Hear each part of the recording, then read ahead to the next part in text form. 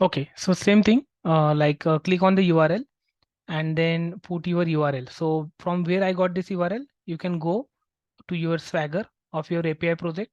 Here you will find the JSON URL, copy that URL. Once you copy, put into the URL section, provide the namespace. Namespace I wanted to provide like API, right? So this will be your namespace. This will be your client code, generated code class name. And then I wanted to generate the C# code, click on the finish. So this way it will basically generate out the replica of your API project into your UI project. And by using those classes, you can just call them as a function. That's it. Okay, so it will be same like you are calling your function from the same project. It will internally call the API actually. Okay,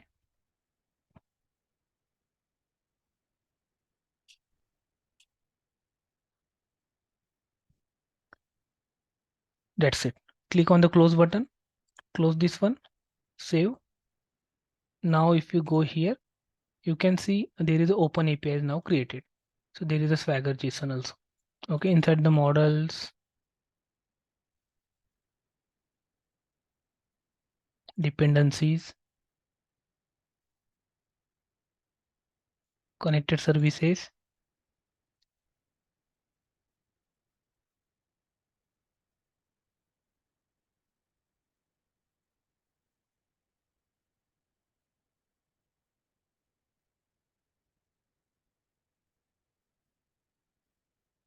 Okay, Swagger client.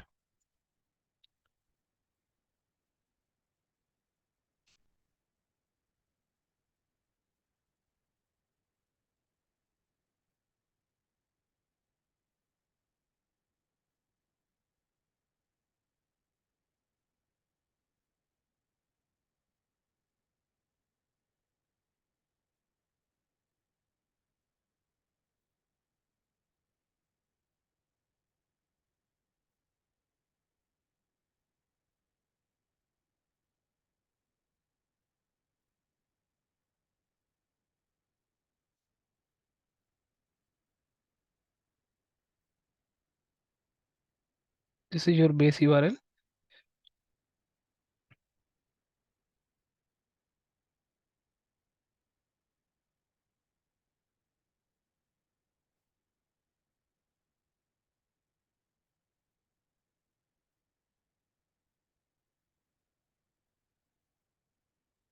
Login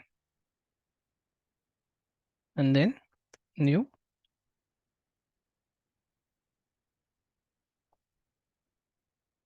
Here you will have to pass username is equal to username,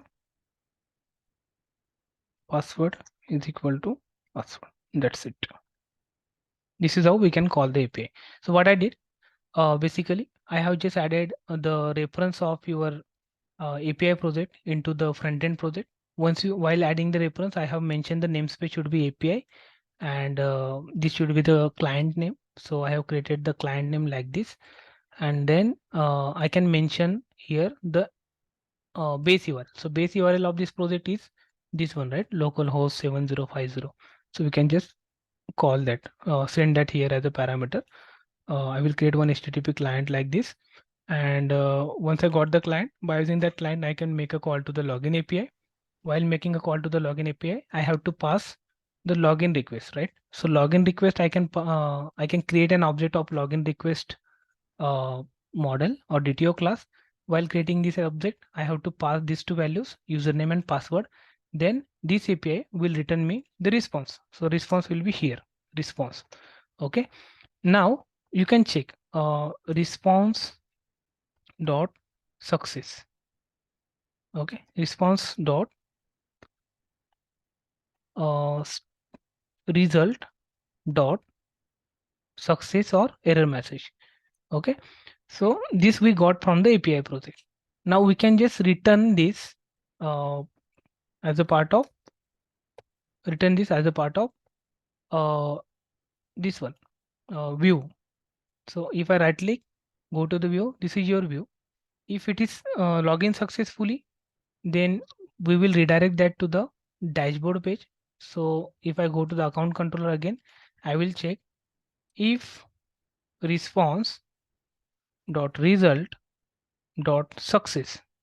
If it is success, then inside the if we will have a code to redirect to dashboard page. Okay. Else in the else block, we will have a code to show invalid credential message like this. Okay. Now let's try to run this project.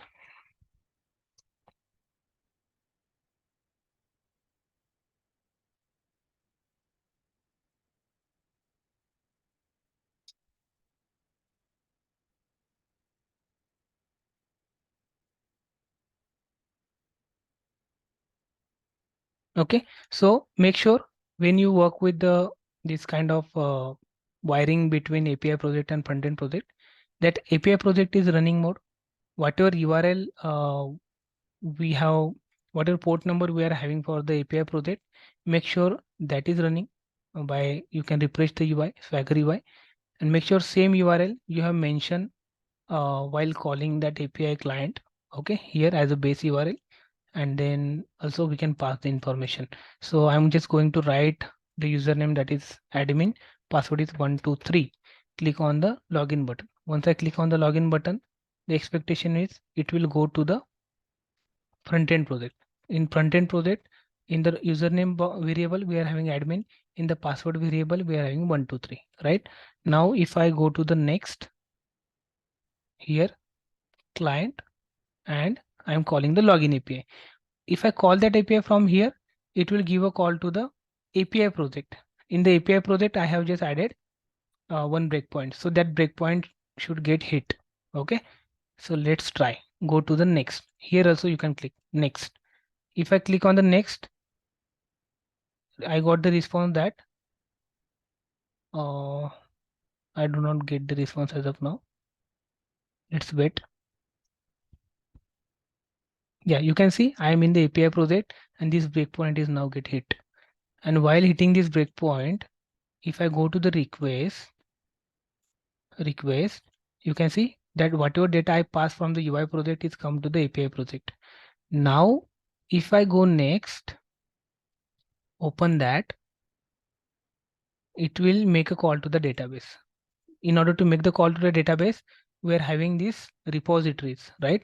Inside this repository, click on the yes. Okay. We are having the entity framework code first approach to find any login details available in the database with username admin and password 123. If there is any record, just find that. So it is trying to find in their data into the database. Okay. Once you find that, you will get that record. You can see this record is now available in the database, which has the ID 1, is block false, password is 123, user ID is 2, username is admin. If it is available, okay, I will go next. If it is available in the database, it will return success true. And this success true, we will return from API to UI project now. How? Because UI is now waiting for this response, right? So if I click on the continue, we will go to the UI project. Okay, here. What is the error? Error is the task was cancelled. Why task was cancelled? Because this is async, right? If you want to call any async method, you will have to wait, provide the await keyword here. So I will provide await keyword like this. Okay. Or if I don't want to put the await keyword, I'll need to wait for the result like this. Okay. Now that task was cancelled because there was a timeout error because we were debugging that code here, right? Now I will just remove the API project debugger and I will just run the UI project.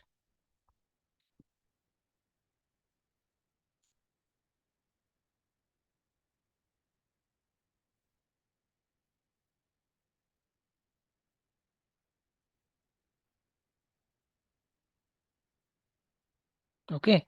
Now if I add admin 123, click on the login button, you can see it came to the UI project. Now it will go to the API project here. Once I got the record from the database, it will return that response to the UI. In the response, you got the success true, right? If you got success true, it means we have to redirect that user to the dashboard page. If you got success false, it means we have to show the invalid credential message like that. Okay, so if you got the success true, it will go to the E block and then we can redirect to the success true. Now for now, in the login page, I will display the message. Okay, so I'm just maintaining one view back dot message. So message is login successfully. Okay, for now I'm just displaying the message, but later we will redirect that user to the dashboard page. Okay, and if it is false, success false, then we will show response dot message, right? In the response dot error message, we are having invalid credentials. This error message we have already filled up. Where we have filled up that? In the API project. Like if you see account controller, verify login detail, if you open this one, here we have filled up invalid credentials in the error message. So same message we will add into the viewback.message, and this viewback.message we can display in the view page. Where we will display that? See the right place. I think we can display here. Okay, here. So this is the black box. After the black box, we will display that. So where is the black box? So black box, I guess this login content is the black box. After that, we will add h4 and display the viewback.message like this. So whatever there in the viewback.message variable will get printed here. Okay. Now let's hot reload and try to remove all the debug points and just try to check. Delete all breakpoints, click on yes button and then refresh the login page. Now for now there is no message, right? Because we haven't even tried to log in. Now I'm going to try it. Admin 123. Click on the login button. We got the debug point in front end. Click on the continue. We got the message. Where is the message? This is the message. Login successfully. Okay, it is in black box only, but we got the message at least. Okay, but let's say I entered wrong credentials. Admin 1 2 3 4 5 6 7 8 9 10. Okay, and click on the login. Now this time you will get the false response, and if you get the false response, you can see invalid credentials. It means we have integrated our login page with our web API project, and our API project is already integrated with the database. So we have completed the end-to-end request lifecycle for the login page, and whatever data we are going to enter here in real time, that will get verified from the database. If it is correct, then only we will redirect our users to the dashboard page. Otherwise, we will display the invalid credentials message in the UI only. Okay, I will pause here and we will see some additional functionalities related to how to redirect to the dashboard page or how to display this invalid credential message in the toast in the next session. Thank you.